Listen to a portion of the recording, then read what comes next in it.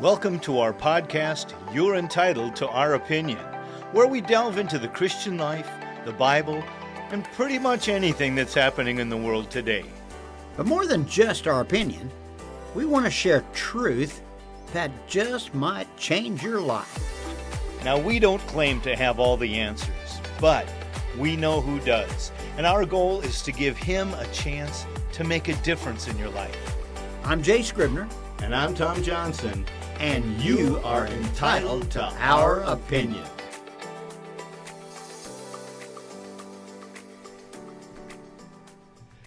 Jay, when are we going golfing? I'm ready last week, my friend. Well, the weather And today... man, it's beautiful today. It's perfect. How come we're not out there now? I know. It's because we're in here doing this. But anyhow, we have a golf tournament coming up here I'm really looking forward to. Yeah, that's pretty exciting. That's really exciting. And I love the people that we're working with. I like to do a scramble. Yes. Because I mean to tell you, and I try to choose golfers. It doesn't take much to get better than I am, but I try to choose some good golfers. Okay. So that I can be a part of looking good. Oh, is that it? Well, you played with me before. You know. We have played. I'm trying to figure out why you picked me because I don't qualify in many of those. I thought you were going to say I try to figure out why you even play golf. A lot of people wonder it's either driving or irons or putting or driving the golf cart. One of the four, and I'm really good at driving the golf cart. Anyhow, but yeah, it is a gorgeous time, and we do have a lot of fun on the course. But speaking of golf courses, our president has a couple of golf courses. I heard just the other day. Are you friends with him? Maybe we could get on. I don't know. I don't want to have to dodge bullets, but but he has a golf course apparently in Ireland. And, really? You know, Scotland, Ireland, those Why would that not surprise me? I don't know, but man, if I could have my ultimate golf dream, and I'm not a great golfer, but I have a friend his dream is the St. Andrews. He wants to golf on the St. Andrews in the worst way, and he'd probably be his worst golf. Anyhow. That's great. Oh, fun. Well, today we're talking about our president's 100 days. And not on the golf course. Not in the Oval Office. That's it. That's right. You know, and to start off with, this one verse came to my mind when I was studying for this. It's Proverbs 21:1. The king's heart is a stream of water in the hand of the Lord. He turns it wherever he will. Every way of a man is right in his own eyes, but the Lord weighs the heart. I love that verse. You know, and as believers, it's so important for us to believe that. In fact, Romans 13:1 says, "Let every person be subject to the governing authorities, for there is no authority except from God, and those that exist have been instituted by God." Wow. You know, Tommy, it would be good at this point to let our viewers know that this is not a partisan podcast. No. It has nothing to do really with who's in the presidential office, meaning no matter who was there, I think we'd be doing this podcast. Sure. Because there's an emphasis upon his first 100 days. Right. And so we really need to point out that we're not trying to exalt Donald Trump. We're not trying to exalt Republicans. We're not trying to say, let's make America great again. No. We want to emphasize and evaluate these first 100 days through the lens of God's Word and through the lens of Christianity. Right. And just evaluate in the last 100 days, where have we come from and where have we come to? And I think we really need to point out to our viewers that we haven't chosen this topic having to do with who it is that's residing in the Oval Office. Right. In fact, I'm going to start with the roast side. You know what? I sure wish he would learn how to talk without calling people names. Good luck on that one. I know. But you're exactly right. I pray for that. You know, he's not a polished... And without filthy language. Right. You know, and that's probably from decades of being lost. You know, we pray for our president. We know that God's put him in the position. We know that every president we've had, if we believe the word, God put them in that position. Sure. Now, whether we like what they did or didn't like what they did, okay, the first thing I'm going to say about Donald Trump and get it over with is, please, sir, clean it up and be nice to people, because there's a lot of people, tender-spirited people, that were turned off by that and actually made a political decision based on that. Yes. Okay. Yeah. So we'll leave it at that. Clean your act up. There you go. And very honestly, I'm praying for his salvation. Yeah. I've had people say, well, he claims to be a Christian. Well, show it. I want to see it. Yep. When I was growing up and Mom said, go get some water, I took the bucket, I went out to the well, and I pumped, and water came out of the well. And I tell you what, I learned a long, long time ago that you can tell what's in the well by what's in the bucket. And it's the same way with his mouth and with his character, and the same way with mine. Yeah. You can tell what's in the well by what's in the bucket. Right. All right. So let's move over to some of the things that have been happening now these last 100 days. There's some pretty hot topics, and let me read through some of them that I came up with. Number one, the deportation, the gender identity, Doge, downsizing government, border security, tariffs, global stability, even how he's dealing with the pirates in Yemen and things like that. There's some things that are pretty hot topics that seems like DEI. And DEI. Yep. Yeah. It seems like every one of those is making somebody mad. Sure. You know, and so he's not had a very easy 100 days, to say the least. But the one thing, he is a lame duck president, which means that according to the 22nd Amendment to the Constitution, he cannot be reelected. So why do you think that has he just made the statement to gouge people? Because he certainly does that, I think, when he says, I may run for a third term. He may. I don't know. But what I do know, and something we talked about beforehand, he made campaign promises, and he's following through with those campaign promises. And you know what? You got to applaud anybody that does that. And you're exactly right. Matter of fact, I think that's a lot of what motivates him, is that he made a promise, and then he'll sign this executive order and he'll hold it up. Yep. And sometimes he'll even say, I told you I was going to do this. And the reality is every candidate that runs for not just this office, any office, makes promises. And you certainly hear it among the presidential candidates. Oh, yeah. But I will say, and I think we need to applaud this guy from the fact that seems to be what really motivates him, is that if he's made a promise, he seems to be motivated to keep that promise. Even if you disagree with that. So, yeah, I'm just saying, promises made, promises kept. Exactly. It's not a popularity contest. He's not there to get backpats from you to see if you like what he's doing. Right. He says, I'm going to do this, and now he's doing it. Yeah. And I think both of us hold him in high esteem in that way. At least he's true to his word. Sure. And let's look at some of these things and talk through them. And the number one thing that's one of the huge issues is deportation. Man, is he catching flack from that? You know, we had these millions of people come in illegally. And they... Came in how? Illegally. Illegal. That's not just a sick bird. That's not a sick bird. Illegal.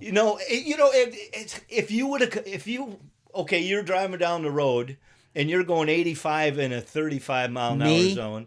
I know you're a lead foot, not. But anyhow, you're doing something illegally. The police is going to come up, pull you over, put you in handcuffs, and say, we need to get you off the streets because you are operating illegally. You are endangering people. You're You're doing what you want to do, but it's against the law. It's against legality. Are you going to say, are you going to get a bunch of political people on your side and go, oh no, you can't do that. You can't do that. It's wrong. No, exactly. It's illegal. And I don't know why we can't see it that way. Yeah. These immigrants, and we're a nation of immigrants, but immigrants that have come and have gone through the system legally in order to become citizens. Right. But those that have come in illegally, what is it that we don't understand about illegal? And the example you used is classic example. We could come up with 100 of those examples, and if it's illegal, guess what? It's illegal. It's illegal. It's wrong. Yeah. But it's unloving for the police to pull you over and accuse you of doing something illegal. You tell a policeman that. Yeah, right. But see, that's one of the big problems that some in the church are having a problem with is, yes, these people are coming into the land of opportunity. Why have people come into this country, immigrated to this country? Is because we have this land of opportunity. Yes, come here, but it's not unloving to say, stop. Do it and right. do it legally. That's it. So why would we be so upset and have our nose bent out of joint over this business of deportation? I don't understand that. I'll be honest. Well, and I couldn't agree with you more. It's power, it's money, it's control, and it's something we're going to talk about next week. Is there is a spirit that's at work in here to pull down authorities, to pull against, to work against. Yeah. And we don't have bipartisan cooperation. We have one of the worst cases of dispartisan, if that's a word, where, I mean, you draw a line down the middle of that row in the Congress there. Sure. And I mean, the left is left and the right is right, and never the main shall tweet. It's, I mean, there's such a division, and deportation is one that we're seeing fight Oh, yeah. tooth and nail. Okay, so what are some other issues? Okay, well, let's talk about gender identity. Man, that one, the governors that are willing to lose federal funding so that this confusion, this dysphoria, this gender dysphoria continues. We have this whole Title IX in the sports. Men are men, women are women, men compete against men, women compete against women, and if you want to compete against each other, it's called co-ed. But that's not the way that we've got things set up. But we've got this dysphoria happening, and the problem... We see it in the schools, we see it in sports, we see it in the military. And I appreciate here, I genuinely appreciate, I greatly appreciate the fact that our president, I believe it was in his inaugural address, and he said, from now on, we will operate with the understanding from the government that there are two genders. Wonder where he got only that. two. Yeah, I wonder where he came up with that absurd idea. And the thing is that the problem with this whole Title IX thing, and what I don't understand why, like the governor of Maine and some of these others, they don't get it. These men are competing in women's sports and dominating. There's no equal competition. The best of the women are getting defeated by the mediocrity of the men. Guys that can't even compete against men will go over and compete against women, and it's happened in the Olympics. And I find it even grossly offensive in the fact, let's carry this a step further. Okay. After they're through competing, then they'll go into the locker room. Oh, yeah. And women will be forced to be in women's locker rooms with a man there disrobing while they are disrobing. That's just wrong, Tom. Anywhere you slice it. Yep. I didn't print it, but there was this happened last week, is that a gal filed not charges, went to the school board and said the man wasn't just changing. He was standing there fully robed watching. Yeah, How is that not wrong? exactly. How is that not reprobate? We'll talk about that more next week Yes, with we will. regard to people doing what's right in their own eyes. Right. But again, that's what our president is trying to do, is bring rationality, truth, Common sense. Yep. to these situations. Going on with, how about the tariffs?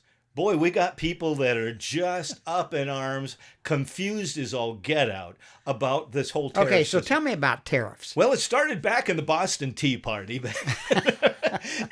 Well, I have said that we need another Boston Tea Party, Yeah. and I think we need to throw, instead of tea into the harbor, I think we need to throw 435 congressmen and 100 senators and one president. There you go. And see if they float.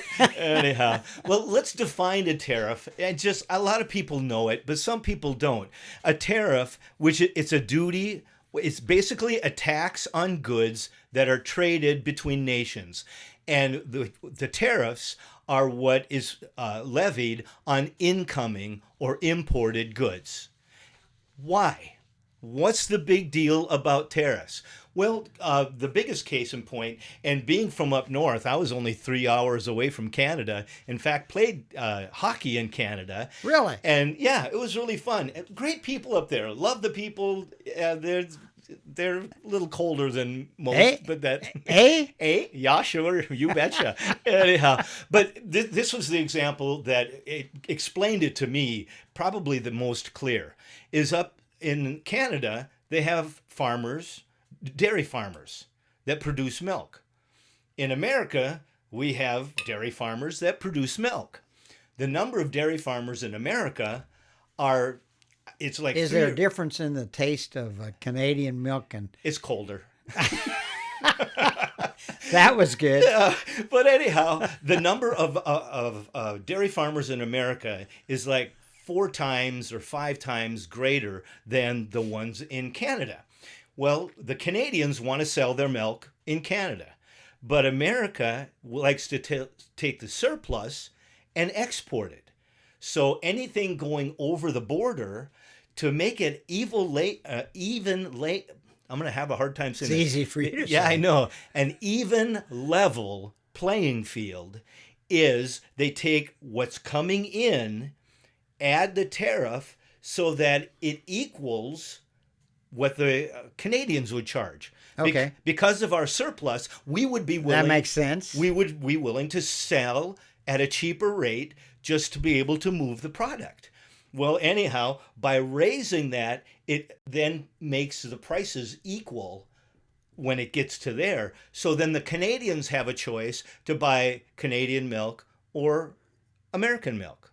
Yep. Anything coming. Okay, take a pair of shoes that's made in a foreign country where they pay $1 an hour. And there are a lot of countries that have those low wages. Slave labor. Well, okay, if the material cost was the same, but the labor cost, say in America, a shoe guy that makes the shoes gets $15 an hour.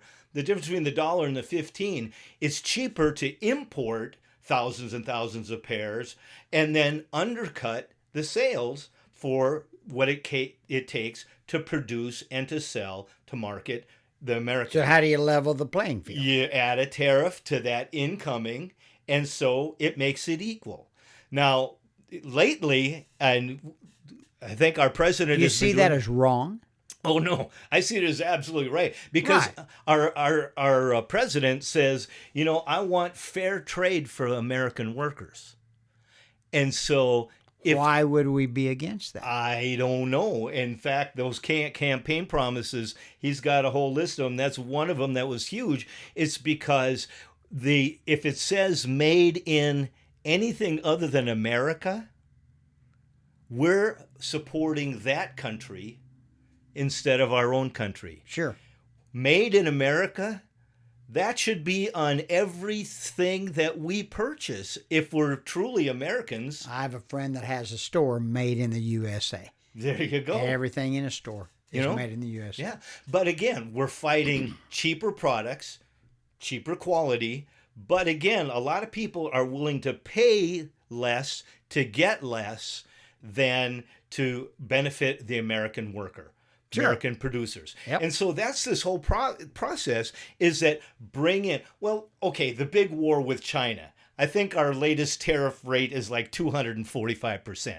That's called a tariff war. That's where somebody gets their nose bent out of shape and said, oh, you're going to charge me a tariff? Well, I'm going to charge you this much more. Sure. And then it does this. Instead of saying, that makes sense, yes, make it equal, and that way everybody has fair competition when it comes to sales. So do you think this is going to level out for us? Oh, because, absolutely. man, I'll tell you what, there's a lot of people that are up in arms over it. A lot of people don't understand it. Mm-hmm. The stock market reflects that. Oh, I was going to bring that up. Yeah. Yeah. Well, and it, like the stock market, a lot of these, it operates on businesses, companies. The money that is raised in the stock goes to support, and so they'll sell the stock. And so what's happening now is some people are panicking and selling as in fear of what's going to happen. Has nothing to do with what's happening right now. Yeah. These tariffs, they'll balance out. But they'll say, oh, what if it doesn't?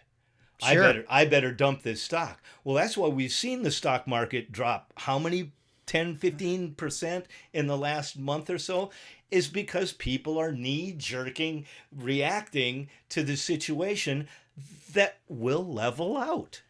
Wow. Okay, another topic. Okay, well, let's talk We're talking about the first 100 days of our current president.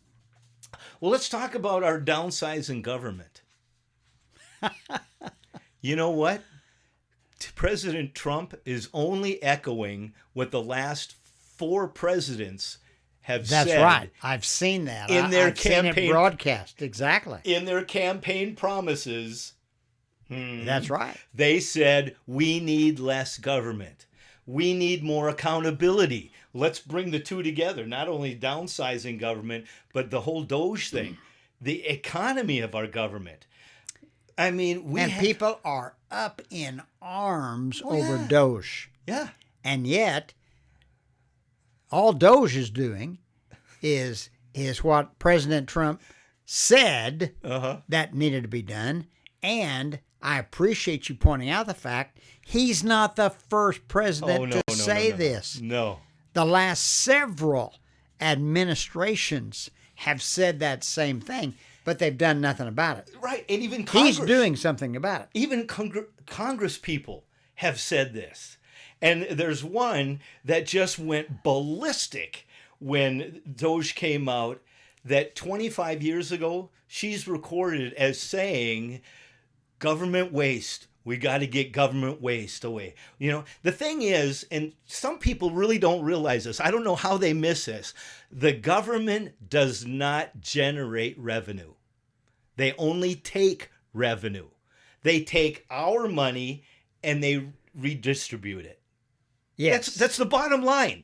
And so when we as citizens... You put the emphasis on the wrong syllable there. I might have, but that's all right. You understand what he was saying. Yeah. Well, anyhow, we as people, we look at the government and we should be demanding Doge.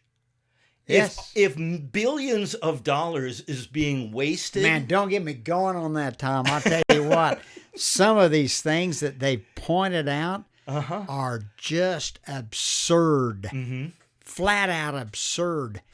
And I can feel my blood pressure going up just to think about some of the money that is so wasteful that has been doled out. Taxpayer money. Ours, yours, and consequently, Trump is attempting to do something about it through Doge, and people are up in arms.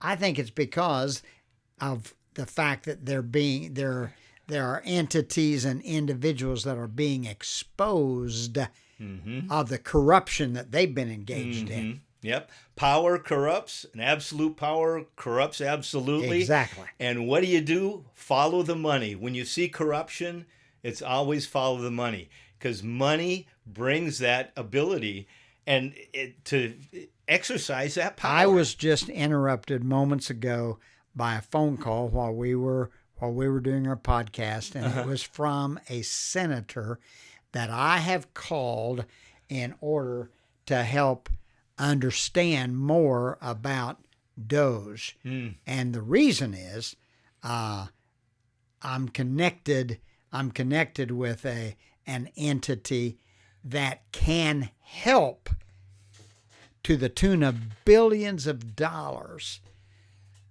that is wasted Yeah. because of corruption. Yeah. Why wouldn't we want that? Why would we fight that?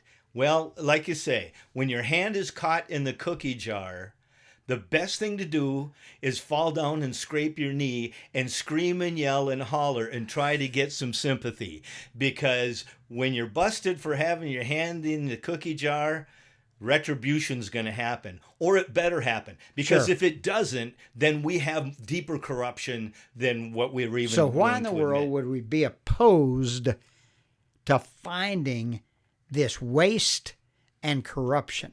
I don't understand it, my friend, other than the next week lawlessness. There you go. Well, I heard one discussion where a senator said, okay, and she was going through a line item of some of the things that Doge came up with. And they said, okay, this to some millions of dollars about some paying, it was something about LGBTQ in Sri Lanka or something like that. And the end line was, tell me how this is in America's greatest interest. Exactly. And I said, somebody has a clue. You know, the thing is wait, I don't understand. That sounded like common sense. It sure did. We don't have line item veto yet. And eventually we've got to have it. We've got to have term limits and stuff like that, but those aren't on the list right now. But the issue is because we have people that don't have Americans' interest at heart. Yep. And that's the one thing that our president is doing. I don't know if you like the red hats with the MAGA on it, but making America great again is not a prideful thing. It's we need to get rid of the stuff that undermines America. Sure. Someone gave me a hat, and I love it. It says, make America constitutional again. I think that's great. Yep. All right, well, we're about out of time, so why don't you just rattle off 2 or 3 other topics. We don't have time to discuss them, but just point out some other things. Okay. Well, in the campaign promises, rebuild the greatest economy in history, fair trade for the American worker, unleash energy dominance, secure borders and reclaim national sovereignty, war on drug cartels, stop crime and restore safety, renew American strength and leadership, reject globalism and embrace patriotism, care for our veterans, protect parents' rights, defend law and liberty, end censorship and reclaim free speech, free, honest, lawful elections, drain the swamp of Washington corruption, better health care choices at lower costs. These are things that are being done. And these were his promises. Wow. And that's the thing, is the bottom line is we appreciate a president who promises made, promises kept. And I appreciate a president that literally is putting America first. He's more of a nationalist than he is a globalist. Yes. And I got to tell you, I appreciate that. Yep. Well, Tom, we could probably spend several weeks on this. Yep. And obviously the news media is spending hours upon hours. Hours and hours, yeah. About all of this. We need to pray for our president. That's the bottom line. We need to pray for. Yeah, and the thing is, like you said earlier, is he a believer? Is he a committed Christian? That's our bottom line prayer. God is not willing that any should perish. You know, economy is one thing, but eternity is something completely different. Oh, wow. So that's why we pray for that first. And then his leadership abilities and his correction for his speech. We continue to pray for that because we know God's hand is in his life, whether it's controlling everything that he does. That's why we pray. And I'll just say that I've been praying for a long time that he would, and I pray this over many leaders, and that is that they would draw around them, like in the Old Testament, that he would bring around him people like the men of Issachar. And these were individuals who understood the times. Yep. I'm seeing that start to happen with President Trump. Yep. Join me in that prayer. Yeah. And thanks for joining us. Yes, we appreciate you joining us week after week. Pass the word. Please. The reason is we believe you're entitled to our opinion. Friends, you can contact us at yourentitled777@gmail.com. Also on Facebook.com, You're Entitled to Our Opinion. Jay's video blog, Here's Hope America, can be found on Facebook.com, Here's Hope America. Tom's blog, Durf Nerfel's Thought of the Day, you can find at Facebook.com/DurfNerfelsTOTD, but also you can sign up to receive it by email on the website durfnerfel.us. Share our opinion. As with all podcasts, you, our listeners, are the way people join us as you share the podcast with them. You're Entitled to Our Opinion has been recorded at Flat Frog Studio, Hollister, Missouri. For more information, go to www.flatfrogstudio.us.